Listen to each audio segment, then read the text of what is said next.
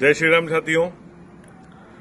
जैसा कि चुनावी समर अपने अंतिम सोपान पर आ चुका है और कल मतदान की घड़ी प्रारंभ हो रही है और ये पूरे देश के साथ साथ राजस्थान और वागड़ की आबो हवा को भी एक नया रूप देगी।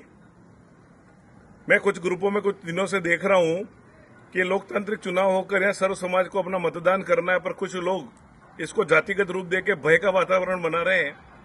और यहाँ भारतीय आदिवासी पार्टी जो बाप लड़ रही है उसके सौम्य उम्मीदवार भाई राजकुमार, जो कि पिछले 5 साल एमएलए रहे, और मुझे पता है कि मैंने यहाँ से जयपुर जितने बच्चों को या किसी भी समाज का बच्चा हो उसको वहां भेजा, इन्होंने वहां उसको बकायदा सुविधा दी, वहां ले जाके मिलवाया और उनके काम करवाए।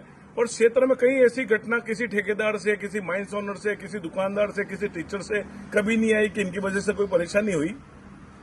और आज ये माहौल बनाया जा रहा है विशेष करके बांसवाड़ा में कि अरे ये आगे तो वो हो जाएगा, ये आगे तो वो हो जाएगा। और मेरा जहां तक मानना, ये इतने लोकतांत्रिक लोग हैं, युवा हैं, ठीक है, पहले ये जब नए नए हो तो इनके साथ कोई राजनीतिक गलतियां हो सकती है, उसको पर हम आरोपित नहीं कर सकते। हम भाई आसपुर में उमेश है तो उसके जीतने से पहले आसपुर में एक वहां तक ये आ जाएंगे, वो हो जाएंगे, तो हमने खुद एक बार गोपी जी को वोट देके जीता है कि किसी भी प्रकार से ये नहीं जीतने चाहिए। वैसे इस बार घाटोल में भी सभी जनरल मिलकर, भले वो बीजेपी के थे, इन्होंने भाई नानालाल जी को जिताया और ये डर था कि भाई अशोक आगे, भाई अशोक, पर ऐसा नहीं है। जब उमेश जीत के आए तो सौम्यता का परिचय ये है कि उस व्यक्ति ने इतनी सादगी से अपना चुनाव प्रचार निपटाया और चुनाव के बाद कोई हो हुल्लड़ नहीं। आसपुर में विजय जुलूस के नाम पर 200 लोग भी इकट्ठे नहीं हुए। उन्होंने कहा एक लोकतंत्री परंपरा है और जिन्होंने मुझे वोट दिया उनको धन्यवाद ज्ञापित करने में उनके गांव में जाऊंगा। अब समय कम मिला है तो उन लोगों की कार्यक्षमता अभी आपको देखने मिलेगी, पर भाई राजकुमार की कार्यक्षमता हमने देखी, राम प्रसाद जी की कार्यक्षमता देखी।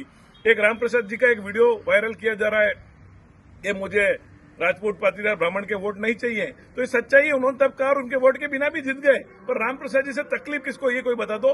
मैं आज भी कह रहा हूं, आपके वोट और मेरे वोट मायने नहीं रखते, जनजाति क्षेत्र है, उनका वोट है, पर हमें इनके साथ रहना है। गंगा जमनी संस्कृति है और हमारा वोट पार्टीवाद से और जातिवाद से हटकर क्षेत्र के विकास के लिए, शांति और सौहार्द के लिए जो पूर्व घटना बताई जा रही है उसमें कहीं न कहीं इन बड़ी राजनीतिक पार्टियों की दखलंदाजी है, उनकी बेरुखी की खातिर हुआ है, वरना आज ये स्थितियां पैदा नहीं होती।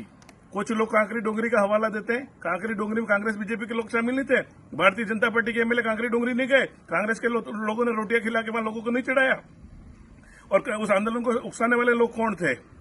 और रही बात बहुत सारी ऐसी चीजें हैं, तो मैं कह रहा हूं यहाँ प्रत्याशी की बात नहीं है, पर जो तक है, मैं सामान्य ओबीसी वर्ग को कहता हूं, आज जो स्थिति हमारे सामने आ रही है उसके लिए जिम्मेदार 1995 से आज तक भारतीय जनता पार्टी है। चाहे वो हमारा पंचायत राज लेने की बात हो, चाहे वो हमारा व्यापार लेने की बात हो, चाहे वो हमारी नौकरियां लेने की बात हो, या अन्य कई तरह की बातें। विश्व आदिवासी दिवस आदिवासी समाज एक तरफा मनाने लगा और बड़े जोश से युवाओं में अच्छे से कार्यक्रम है, तो सरकार ने उसको तोड़ने के लिए अलग दिवस घोषित किया। जबकि विश्व आदिवासी दिवस के एक दिन मुझे याद है कि कार्यक्रम, सरकारी कार्यक्रम तो इन्होंने रखा था वहां स्टेडियम में, वहां 1000-1500 लोग नहीं हुए। और एसटी हॉस्टल डूंगरपुर में 40 से 50 हजार की भीड़ पहली बार जब हुई थी तो वहां तत्कालीन कलेक्टर राजेंद्र भट्ट को भी जाना पड़ा और एसपी साहब शर्मा जी, उनको भी जाना पड़ा। तो वो एक लोक रंजक कार्यक्रम था और वहां के युवा ने उत्साह से मनाया। तो उनको तोड़ने के लिए भी इन्होंने एक नया रूप चला और वहां जाके कलेक्टर खुद को जय जोहार बोलना पड़ा था। आज मुझे आप कह रहे हो कि जय जोहार, तो मैं कह रहा हूँ इस संस्कृति में कई छोटी मोटी बातों को शामिल मत करो।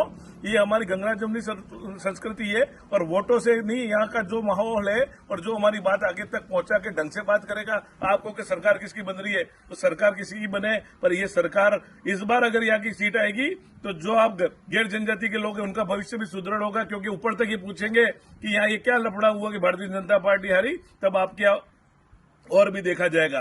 जातिवाद कौन करता है? उप जिला प्रमुख की दोनों जिलों के अंदर सामान्य के लोग बनते थे, जबकि बीएपी ने गैर जनजाति का व्यक्ति उप जिला प्रमुख के लिए लड़वाया था। गढ़ी में इनका प्रधान है तो उप प्रधान उन्होंने वहां से एक जैन को बनाया। तो जातिवाद का काम तो कांग्रेस और बीजेपी के लोगों का, जो दोनों उप जिला प्रमुख बढ़ते थे, हमारे बढ़ने से रोके और इन लोगों ने हमारे को साथ दिया। तो मुझे आगे भी विश्वास है कि आने वाले पंचायत राज में भी इनके साथ मिलकर ये सभी लोगों को मौका देंगे और एक नए इतिहास का निर्माण होगा। तो आप बिल्कुल निर्भय होकर किसी भय और डर को निकाल के भाई राजकुमार और प्रकाश बुझ उदयपुर सीट को वोट और भाई मांगू को चित्तौड़ से वोट देवें और निश्चित तौर से एक नई टीएसपी क्षेत्र के लिए एक नई इबारत लिखी जाएगी।